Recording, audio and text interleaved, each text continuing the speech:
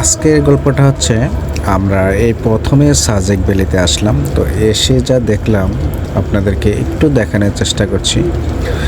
এত পরিমাণ ঝড় বৃষ্টি ছিল, আমরা সবাই সত্যি খুব ভয়ে ছিলাম।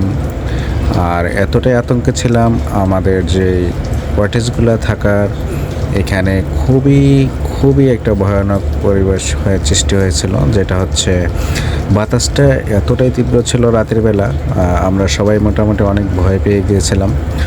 তো এখানে যারা ছিল তারা অনেকবার সতর্ক করেছে যে ভয় পাওয়ার কিছু নেই, ইনশাল্লাহ আল্লাহর উপর ভরসা রাখুন।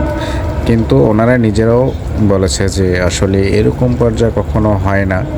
যাই হোক, হয়ে গেছে, সেজন্য আমরা খুবই ভয়ে ছিলাম, খুবই আতঙ্কিত ছিলাম। তো আমি আপনাদেরকে দেখানোর চেষ্টা করছি এখন দিনের বেলা, যদিও তো অনেকটা ভয় কেটে এখন মোটামুটি ইনশাল্লাহ ভালো পর্যায়ে এসেছে। তো আবহাওয়াটা দেখতেই পাচ্ছেন, এখনও মেঘলা আর খুবই মেঘলা।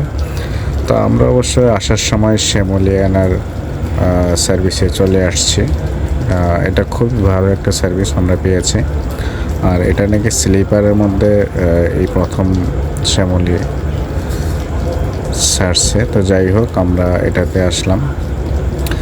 তো আস্তে আস্তে অনেকটা খুব সকালবেলা হলেও আমরা এখানে সকাল সকাল এসে পৌঁছেছি, কিন্তু ঝড় বৃষ্টির জন্য খুব একটা কষ্টকর বিষয় হয়ে গেছে, যার জন্য আমরা সত্যিকার সবগুলো উপভোগ করতে পারিনি। তবে সবচেয়ে মজার বিষয় হচ্ছে আমরা যে আনন্দটা উপভোগ করেছি, এতটা ঝড় বৃষ্টি আর এতটাই সৌন্দর্য উপভোগ করেছি ঝড় বৃষ্টির কারণে, হয়তোবা এটা অন্য কেউ কখনো পাবে বলে মনে হয় না। তো ওনারাদের কথা মতো আমরা যেটা বুঝতে পেরেছি, তো আমরা ঝড় বৃষ্টি পেয়েছি সেটা সত্য, কিন্তু এতটাই মজা পেয়েছি, যদিও ভয় লেগেছে, কিন্তু এতটাই মজা পেয়েছি যে কুয়াশার কারণে অনেকটাই একদম ঢেকেছিল। তো আমরা পরের দিন অলরেডি ঘুরতে চলে গেলাম এখানে কংলাং ঝর্ণার দিকে। তো ঝর্ণাটা খুব ভালো উপভোগ করেছি, কিন্তু ব্যাপারটা হচ্ছে এখানে আসা যাওয়াটা খুবই কষ্টকর একটা বিষয় ছিল। তো যেটা আমাদের জন্য একটু কষ্টকর হয়েছিল, তবে কেউ আমরা খুব ক্লান্ত ছিলাম, যার জন্য আমাদের কষ্টটা একটু বেশি হয়ে গেছে। তো সব কিছু মিলিয়ে ঝিলিয়ে আমরা খুবই আনন্দ উপভোগ করেছি। তো আসল কথা হচ্ছে আমরা যেটা আমি আবারও বলছি যে আমরা ঝড় বৃষ্টিতে অনেক ভয়ানক অবস্থা একটা পেয়েছি, যদিও তারপর ওনাদের ভাষ্যমতো আমরা অনেকটাই উপভোগ করেছি কুয়াশার দিকটায়, কারণ হচ্ছে বৃষ্টির কারণে হয়তো বা অনেকটা কুয়াশা আমরা পেয়েছি। আর এই কংলাং ঝর্ণাটা আসলে আমরা সবাই উপভোগ করতে পারিনি, কারণ হচ্ছে এটা অনেকগুলো সিঁড়ি বেয়ে এখানে আসতে হয়, আর সবাই এতটা সিঁড়ি বেয়ে আসা সম্ভব না। তো যাই হোক, আমরা 2-3 জন এখানে চলে আসলাম।